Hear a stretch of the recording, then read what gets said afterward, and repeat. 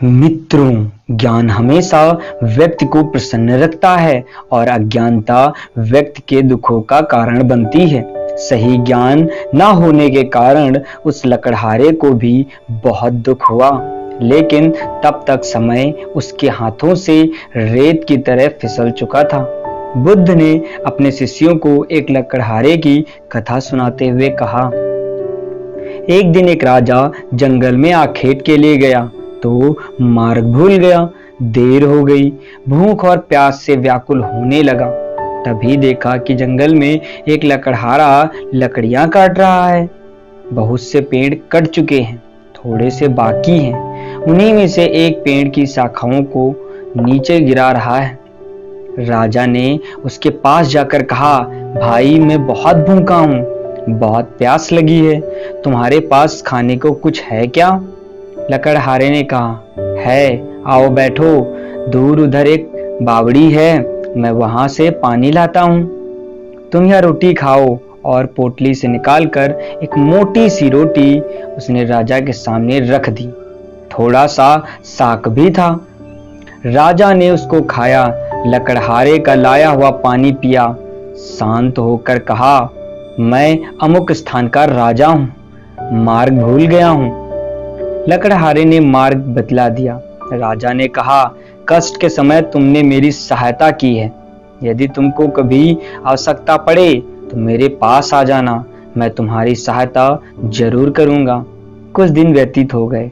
धीरे धीरे वन की सारी लकड़ियां खत्म हो गई। लकड़हारा लकड़ी काट कर उनके कोयले बनाकर बेचता था। अब वह अपनी जीविका चलाए तो कैसे चलाए? वह बहुत दुखी हो गया। दुखी चित्त से राजा के पास पहुंचा। सेवकों ने राजा को सूचना दी कि लकड़हारा आपसे मिलना चाहता है। राजा को स्मरण हो आया कि हाँ, उसने एक लकड़हारे को सहायता देने का वचन दिया था। एक दिन उसने मेरे प्राण बचाए थे, बोला उसको मेरे समीप लेकर आओ। सेवक लकड़हारे को राजा के सामने ले आए। राजा ने पूछा, क्यों भाई लकड़हारे, क्या बात है, उदास क्यों हूं? लकड़हारे ने उत्तर दिया, महाराज, जिस वन में से लकड़ियां काटता था वह समाप्त हो गया। अब जीविका का मेरे पास कोई साधन नहीं है। आपकी शरण में आया हूं कि कोई वन मिले तो मैं भूखा मरने से बच जाऊं। राजा ने कहा, तुम्हारी समस्या का समाधान अवश्य होगा। उसके चले जाने के पश्चात अपने मंत्रियों को बुलाकर परामर्श किया कि इस लकड़हारे को क्या दिया जाए। परामर्श करने के पश्चात निर्णय हुआ कि शहर के दक्षिण में राजा का एक चंदन का वृक्षों का वन है, वह लकड़हारे को दे दिया जाए। पदाधिकारियों को बुलाया गया। चंदन के वृक्षों का वह वन लकड़हारे के नाम पर कर दिया गया और उसको सूचना दे दी गई। कई वर्ष बीत गए। राजा एक दिन अपने महल में बैठा था कि लकड़हारे का ध्यान आया। प्रसन्नता के साथ उसने सोचा, अब तो लकड़हारा बहुत धनी हो गया होगा, कई भवन तथा महल बनवा लिए होंगे, इसलिए चलकर उसे देखना चाहिए। राजा अपने मंत्रियों को साथ लेकर उससे वन में गया जो लकड़हारे को दिया था, किंतु वहां कोई वन नहीं था, न चंदन का कोई वृक्ष। राजा ने घबराकर अपने मंत्रियों से पूछा, अरे वह वन कहाँ है जो लकड़हारे को दिया था? किसी और स्थान पर होगा, तुम मुझे अन्य स्थान पर ले आए हो। मंत्रियों ने पदाधिकारियों की ओर देखा। पदाधिकारियों ने कागजों की ओर देखा और छानबीन करके बोले, महाराज, वह जंगल तो इसी स्थान पर था। राजा ने कहा, फिर वह गया कहाँ? खोज करने पर कुछ दूरी पर चंदन के कुछ वृक्ष दिखाई दिए। उनके बीच में बैठा हुआ लकड़हारा भी दिखाई दिया। निराश, उदास, विचारमग्न राजा ने उसके पास जाकर पूछा, अरे तू चिंता में क्यों है? लकड़हारे ने प्रणाम करके कहा, अन्नदाता, आपकी कृपा से इतने वर्ष तो कट गए, अब ये कुछ पेड़ रह गए हैं, थोड़े दिनों में ये भी समाप्त हो जाएंगे। सोचता हूं इसके पश्चात क्या करूंगा। राजा ने आश्चर्य पूर्वक देखा, वृक्ष तो थोड़े से ही रह गए हैं, शेष वृक्षों का क्या किया? लकड़हारा बोला, नित्य लकड़ी काटता हूँ, कोयला बनाता हूँ और बाजार में जाकर बेचता हूँ। राजा ने दुख के साथ कहा, अरे भाग्यहीन, यह तुमने क्या किया? यह चंदन की लकड़ी थी, जलाकर कोयला क्यों बना दिया? लकड़हारा बोला, चंदन की लकड़ी क्या होती है? राजा बोला, अच्छा होता यदि तू जानता। अभी 2-3 हाथ लकड़ी काट लो और इसको बाजार में ले जाओ। हाँ, कोयला ना बनाना इसका। लकड़हारे ने वैसा ही किया।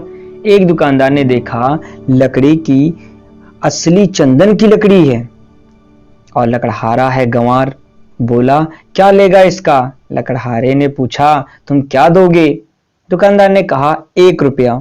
लकड़हारा आश्चर्य में चिल्लाकर बोला, क्या 1 रुपया? उसका तात्पर्य था कि इस छोटी सी लकड़ी का 1 रुपया। दुकानदार समझ गया कि यह जानता है, बोला, 2 रुपए। लकड़हारा और आश्चर्य से चिल्लाकर बोला, 2 रुपए? दुकानदार ने घबराकर कहा, अच्छा 4 रुपए। लकड़हारा चिल्लाया, अच्छा 4? कुछ ही दूरी पर एक दुकानदार खड़ा था। उसने देखा कि पहला दुकानदार एक मूल्यवान वस्तु को कौड़ियों के भाव खरीद रहा है। उसे पुकार कर कहा, अरे इधर आ, मैं 10 रुपए दूंगा। लकड़हारे ने जब 10 का नाम सुना तो सिर पकड़कर बैठ गया, चिल्ला उठा, दहाड़े मारकर रोने लगा। अब उसे ज्ञात हुआ कि जिस लकड़ी को वह कोयला बनाकर बेचता रहा कितनी मूल्यवान थी और कितनी बड़ी संपत्ति का उसने विनाश कर दिया था। उस लकड़हारे को अपनी मूर्खता पर बहुत करुणा आती है। किंतु सुनो मेरे शिष्यों, अब हम स्वयं भी तो उस लकड़हारे की भांति हैं। राजाओं के राजा उस परमात्मा ने ना जाने किस बात से प्रसन्न होकर सांसों का या चंदन से पूर्ण वन हमें दिया था। हमने कुत्सित वासनाओं, घृणा, पाप की अग्नि में जलाकर इसे भस्मसात कर दिया है। कितने मूल्यवान हैं ये सांसें, या हमें समझा ही नहीं। सांसों का यह चंदन वृक्षों से परिपूर्ण वन, जिसे हमने काम, क्रोध, लोभ, मोह और अहंकार की आग में जलाकर कोयला बना दिया। परंतु जो होना था सो हो गया। अब तो चंदन के जो थोड़े से वृक्ष, थोड़े से वर्ष रह गए हैं, इस जीवन के शायद थोड़े महीने। आओ इन्हीं का उचित उपयोग करें या यत्न करें कि तुम्हारा लोक और परलोक सुधर जाए।